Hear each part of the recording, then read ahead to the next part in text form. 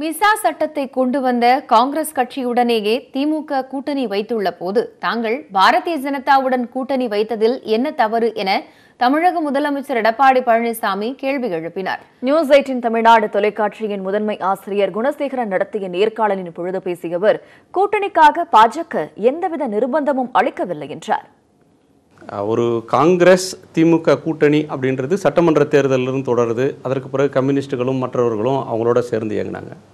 உங்கள் கூட்டணி அப்படின்றது இந்த தேர்தல் தேதி அறிவிக்கிறதுக்கு சில வாரங்கள் சில நாட்களுக்கு முன்னாடி திடீரென்று புதிதாக உருவான ஒரு கூட்டணி. பிஜேபியை தம்பிதுரை அவர்கள் நாங்கள் என்ன பாவமாக செஞ்சோம் தூக்கி சுமக்கிறதுக்குன்னு விமர்சித்தார். நாடாளுமன்றத்திலேயே அன்வர் ராஜா போன்றவர்கள் கடுமையாக விமர்சித்தாங்க. இவ்வளோ விமர்சனம் செய்துட்டு நீங்கள் அந்த கூட்டணியை சேர்ந்தது அப்படின்றது நிறைய கண்டனங்களும் அது சார்ந்த விமர்சனமும் வந்துகிட்டு இருக்கு. அந்த கூட்டணி சரியான ஒன்று தானா? அதை பற்றி உங்கள் கருத்து என்ன? இதை எங்களுக்கு பொருந்தும் நீங்கள் சொல்லாதீங்க. திமுக 100% பொருந்தும். ஏன்னா திராவிட முன்னேற்ற கழகத்திலிருந்து வைகோ பிரிஞ்சு போனார். அப்போ என்னென்ன கருத்துக்கள்லாம் வெளியிட்டார்? உங்கள் ஊடகத்தின் வாயிலாகவே பல கருத்துக்களை வெளியிட்டுக்கிறீங்க, பத்திரிகையின் வாயிலாக வெளியிட்டுக்கிறீங்க.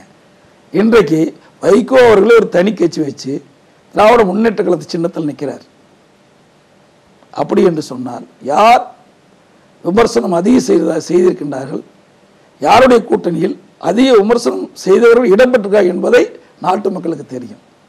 எனவே அனைத்து இந்திய அண்ணா திராவிட முன்னேற்ற கழகத்தை பொறுத்த வரைக்கும் ஆளுங்கட்சியாக இருக்கின்ற பொழுது எதிர்கட்சிகள் சிலர் விமர்சனம் செய்வது அது வாடிக்கைத்தானே எப்பொழுதும் இருக்கிறது. இப்போ மட்டும் கிடையாது. திராவிட முன்னேற்ற கழகத்தை விமர்சிக்கலையா? விமர்சகர்கள் அந்த கூட்டணியில் இருக்கணும் இல்லையா? ஏன் மிசா சட்டத்தை கொண்டாந்தாங்களா காங்கிரஸ்? இப்போ அவரோட தானே கூட்டணி அமைச்சிருக்கிறாங்க.